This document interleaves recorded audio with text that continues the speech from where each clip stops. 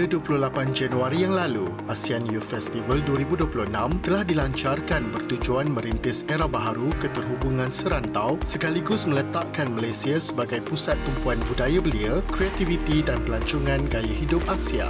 Festival ini bakal dianjurkan dengan sokongan rasmi Kementerian Pelancongan Seni dan Budaya (MOTEC) bersempena Tahun Melawat Malaysia 2026 dan akan berlangsung dari 10 hingga 12 Julai 2026 di Pusat Konvensyen dan Pameran Antarabangsa MINDS.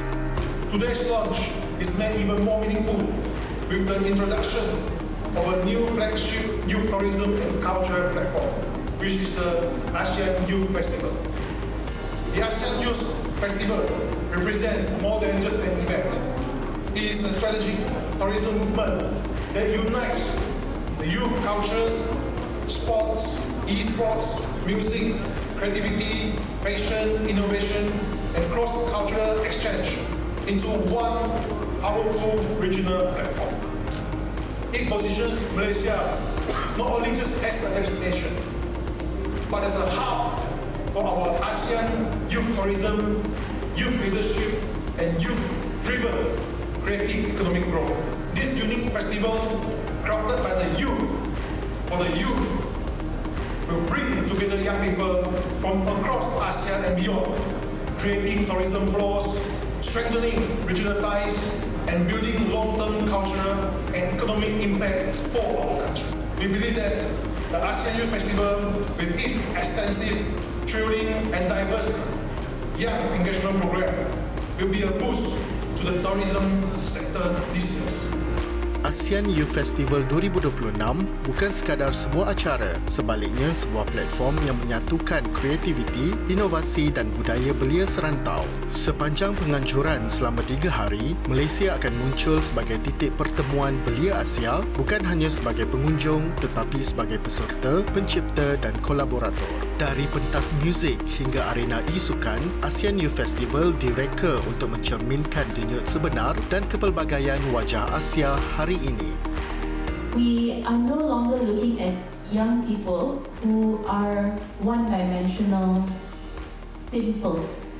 The youth are complex, intersecting different interests, not just one thing. We heard on the panel just now, one was a classical pianist, became a CEO of Daytime Sports. One was a street dancer, and then yourself, among us, you were in a boy band. So it shows actually this culture of exploration actually started a long time already, but the youth, they're fearless. So we thought, let's do a festival where everybody is in the same place.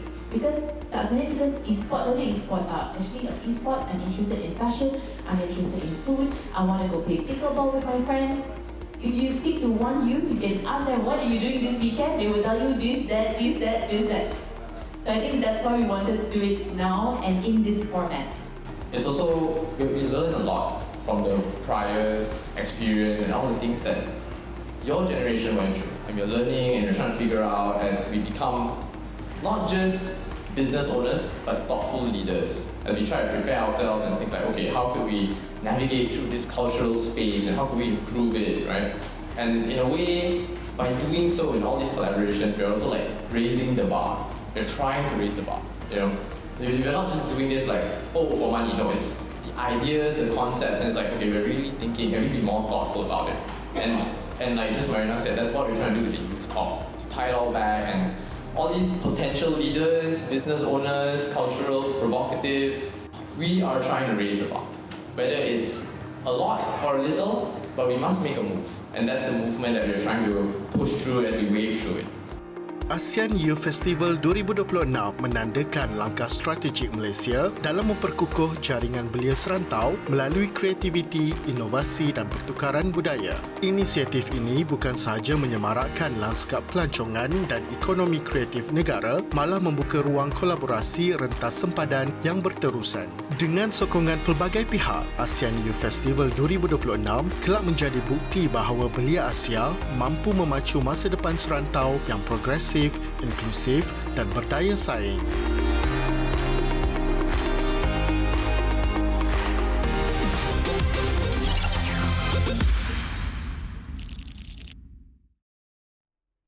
Salam hormat, ini Darah Muda dan saya Helena Pallavi, dan seperti biasa kali ini dalam Darah Muda yang selalunya kita bawa pelbagai isu. Okey, ada inspirasi, kisah menarik dan sebagainya. Hari ini kita nak bercerita tentang kecantikan. Cantik itu subjektif. Semua orang boleh jadi cantik, tetapi kalau boleh cantik itu kita gunakan untuk membawa satu nama, satu jenama yang boleh memberi kebaikan kepada orang lain, itu adalah yang terbaik. Okey, dan hari ini kita beruntung kerana bersama kami di studio hari ini kita ada Taanusiya Chetty. Terima kasih kerana sudi bersama kami. Okey, Miss World Malaysia 2024 yang bukan sahaja mewakili erti sebenar kecantikan tetapi juga pengorbanan yang selari dengan semangat Taipusam serta tanggungjawab sosial melalui projek Beauty with a Purpose yang sangat bermakna. Dan dalam persiapan menjelang pertandingan Miss World akan datang, beliau menyeimbangkan kecergasan fizikal dan kecerdasan intelektual dan kekuatan emosi. Betul, Taanusiya? Betul. Okey. Dan apa sebenarnya harapan terbesar yang ingin Taanusiya junjungkan di pentas Miss World dan bagaimana ia mampu menggerakkan wanita muda di Malaysia? Hai semua. So, saya akan mewakili Malaysia dalam beberapa bulan lagi. And of course, saya nak membawa crown yang paling pertama ke pentas. Dari pentas to Malaysia itself. Itu adalah inspirasi yang saya telah berjuang dalam sejak I was a very small girl. And I grew up watching pageants. So, saya ingin mencintai sejarah yang paling dah lama tak mengenai sejak 1996. So, it was like one of the reign that we could to achieve in a very longest time. Okey. Kenapa gelaran ini sangat penting buat Taanusiya? Actually, gelaran Miss World itself, it's bukan sekadar kecantikan ataupun title and mahkota. Ia ada tanggungjawab yang sangat-sangat besar. Seperti saya ingin mewakili untuk menjadi suara untuk nilai wanita, untuk menjadi ikon dan juga inspirasi kepada golongan masyarakat muda.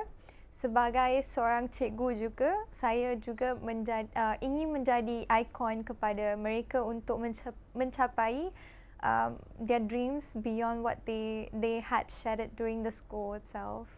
Okey, anak muda tahun ini 25 tahun. Yeah. Okey, dan sedang belajar TESOL, pendidikan bahasa Inggeris, dan bahkan menjadi seorang guru. Okey, ramai mungkin mengenali Tanu, saya panggil Tanu okey, mengenali Tanu sebagai seorang yang cantik. Okey, namun setiap orang ada sisi-sisi yang mungkin tak pernah disangka wujud. Kalau macam Tanu pula bagaimana? Sisi yang orang tidak pernah tengok ataupun kenali adalah saya suka reflect. Saya ada sesi yang suka reflektif sendiri. Like setiap kali saya ada masa yang berlebihan, I just love to isolate myself. I just don't want anyone to be around me. I just like to reflect. Like whatever hala tuju yang saya telah capai ataupun like whatever that I've been avoided or did not achieve during the day, I will always want to reflect back and see what I could do better the next day itself. So that is one of the things that I barely show on social media sebab ramai ingat untuk menjadi ratu cantik tu you have to only show the good side like from whatever that is should be seen on the social media. But beyond than that, there are a lot of things. I'm also a human being who have been through a lot. But in order to make people to understand saya juga adalah seorang yang sangat kuat, you have to always reflect back what you have achieved during the day or what you did not achieve so that you always wake up to a better day the next day. Sebab tu Tuhan pun ada bagi untuk membangun dengan cahaya matahari so that you have a brightness during your day and the darkness that you slept during your night time. And all those little stars dan bintang-bintang yang kita nampak dalam the sky is one of the hope that you have during the night time before you sleep. So God has given us a lot of like inspiration to see around us. And it's something that everyone should look up to as well. And no one knows that I do that. Sangat-sangat deep dan kalau seperti yang anda sedia maklum, Tanu merupakan seorang pelajar. Okey, pasti ada juga cabaran untuk menguruskan bidang kecantikan, peragaan dan juga untuk waktu mencabar. Okey, banyak pengorbanan yang telah mungkin Tanu lakukan dan bersempena dengan Hari Taipusam yang menekankan konsep pengorbanan dan juga ketabahan. Apakah nilai hidup yang mendalam yang Tanu pegang sejak dari kecil?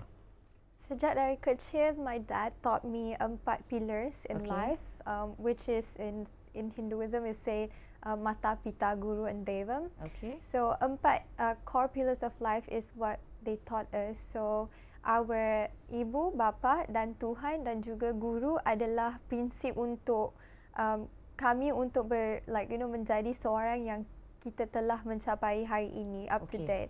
And of course, Tuhan adalah someone that is really giving you the chance or opportunity, because bila you have a very bad day, you speak to the God and hoping that you will receive something in return. So seperti yang sama untuk sambutan Taipusam, a lot of them sacrifice their hair or even being fasting for the whole day or whole week, so that they can achieve their dreams. And it's not something that is compulsory to do, but it is something that our religion in Malaysia itself, like different religion, different type of God, we learn the same thing. It's always to trust in the God, so that your bad days will always shower it back with a lot of blessings in return.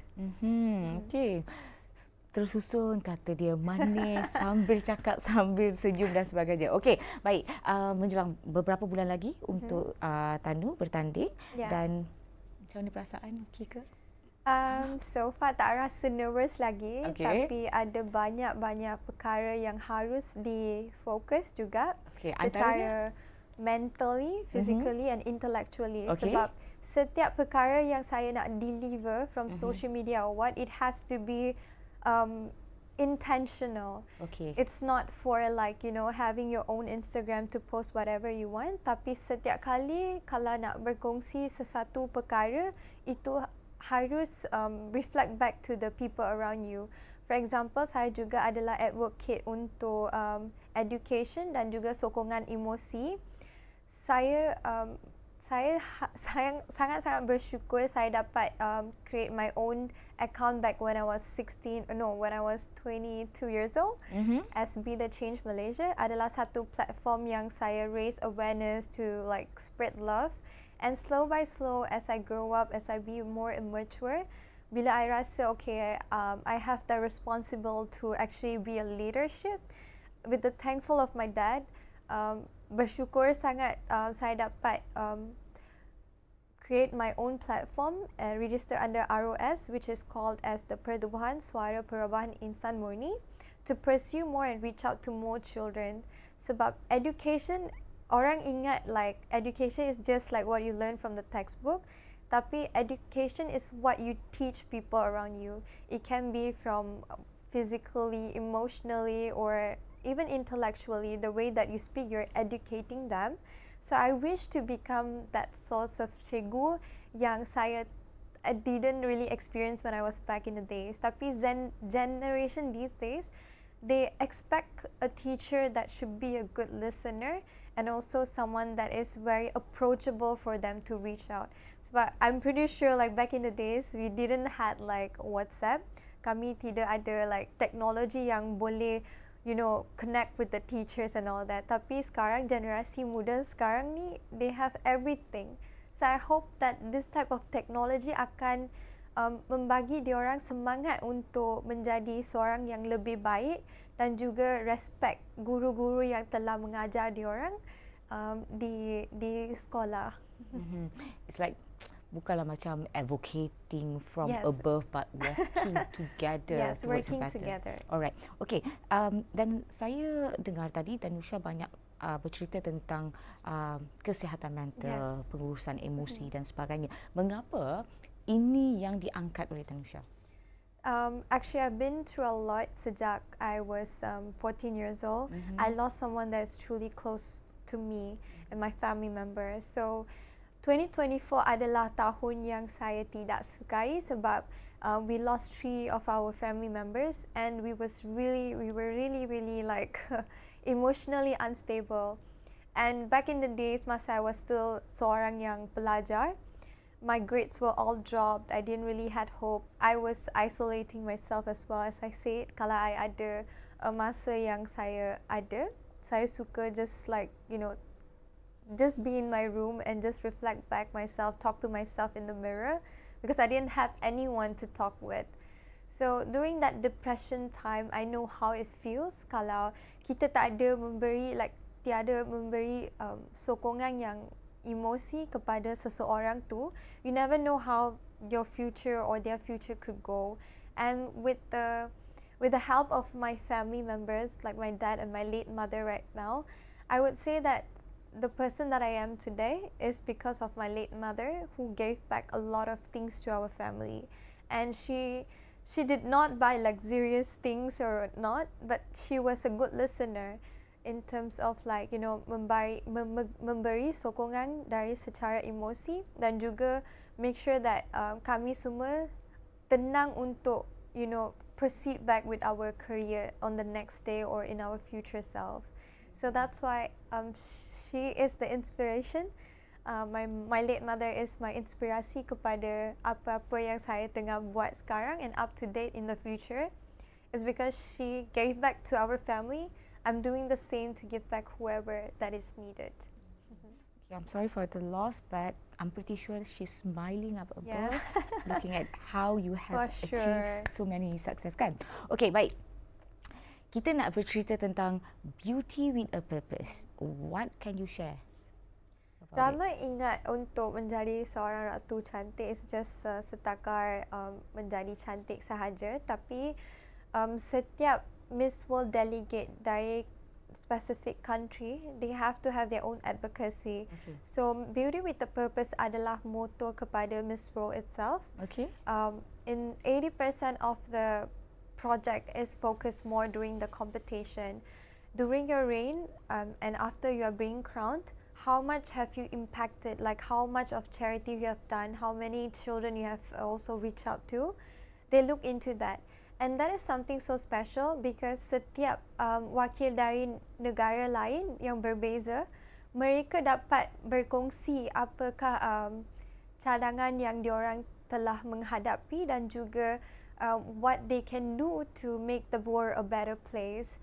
And that is why they focus on the purpose of being beauty itself. It's not of what you are, but the purpose that you're giving back to the society. So it's like, it's a Miss World festival where you get to celebrate cultures dan juga untuk memberi manfaat dan juga menggunakan platform dan title you secara langsung untuk memberi inspirasi kepada golongan muda. Daripada gambar yang lihat dan sebagainya, video yang telah anda sama-sama tonton tadi, kita boleh lihat bahawa being with kids, students, comes naturally for you, kan? Okay, dan saya dapat lihat juga pendidikan, isu kesihatan mental antara dua perkara yang Taanusiya sangat dekat dengan hati Taanusiya. Okay, so adakah mungkin terdapat pengalaman tersendiri ataupun memang Taanusiya ada fokus tersendiri, dan juga saya difahamkan Taanusiya ada sekolah dalam hospital. Maybe a bit of sekolah dalam hospital. Okay, so dalam Malaysia, we have already sekolah dalam hospital few, tapi projek yang saya telah berlangsung adalah sekolah dalam hospital untuk orang asli. So overall Malaysia, there's only one main hospital in Gombak. So during the stay, ada banyak kanak-kanak yang tidak dapat environment yang boleh menyebabkan they become happy. So sekolah dalam hospital tu adalah inisiatif also collaborated with KKM and KPM. So they are the person that initiated this hospital itself. But my duty was to create a space for them. We had volunteers, we had people who came all the way to paint, and we collaborated with one of my main sponsor, which is Bureau of Global, memberi sumbangan yang banyak-banyak untuk menciptai ruang tu secara like, a ruang yang kanak-kanak boleh dapat menyambut dan juga belajar, and also they get to create the space where they can learn and grow, and not to feel like they are less, and not to feel they are depressed when also being isolated in the hospital itself. Because I say that education is a very powerful tool, and I'm glad that we have many school in hospital in Malaysia itself. But sekolah dalam hospital orang asli that is located in Gombak, it will be the first ever school in hospital for the orang asli children, and I feel very grateful to be part of the project because I get to learn more as well, and I get to collaborate, and I get to lead and help the people that I could. Thank you Taanusiya for a great job. Macam siapa sangka kita boleh pergi ke sana. Was it your first encounter with orang asli? Yes. Okay. Also. How can you tell the gap between normal kids, orang asli kids, maybe in terms of their education or their emotion? What can you share with us? I would say in terms of course language barriers. Okay. It's way different than how we communicate that, but they are very intelligent. They are very strong in terms of knowing what they want to do, and they are very talented. So like I said, sebagai seorang pelajar dulu dari background TESOL, saya juga pernah belajar different type of approaches that we can do for children. So there are different type of approaches that can be applied for the indigenous children as well.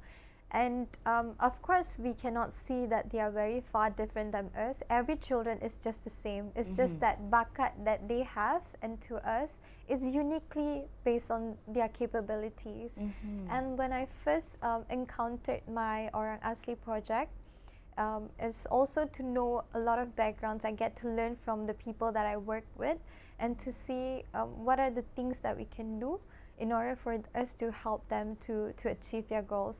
Even though it's not based on the textbook or academics, but somehow we need to also make sure that they have education system that is supporting them as well. And I'm so happy to see our country is giving education for every children, for every child, so that they don't miss out their studies during their days of growing up as a child. Okay, maybe you can share with us apa pendapat Taanusiya sendiri tentang rancangan pendidikan Malaysia yang baru keluar, yang baru dianjurkan 6 tahun dah boleh pergi darjah 1, nanti darjah 4 dan sebagainya. Adakah itu semangat itu boleh menjadikan rakyat Malaysia dan membawa semangat bersama-samalah semangat Taipusan kan bercerita tentang pengorbanan dan sebagainya. Bagaimana Taanusiya melihat itu? I'd say it's good that we have education system that is keep on changing and for the betterment, because we're adjusting it to the 21st century. Okay. Kalau we are just going to use a lot of textbook, if I remember back in the days bila I was still pelajar dalam sekolah menengah ke ataupun sekolah primary student, we did not have technology, and we didn't have all those textbook yang boleh tekan and then you have QR code yang boleh scan. I wish I had that privilege kan. But these days they have that privilege, and I feel it's very, if you're thinking in a good way, I feel like the education system, whatever that has been modified, is to adapt to the 21st century that we have today. And even though during COVID is one of the scenario that you can already see without me explaining. Everyone had to isolate themselves in home, and they had to during the lockdown, kami tidak boleh pergi ke sekolah untuk belajar, and no matter what age you were, everyone had to adapt to online learning.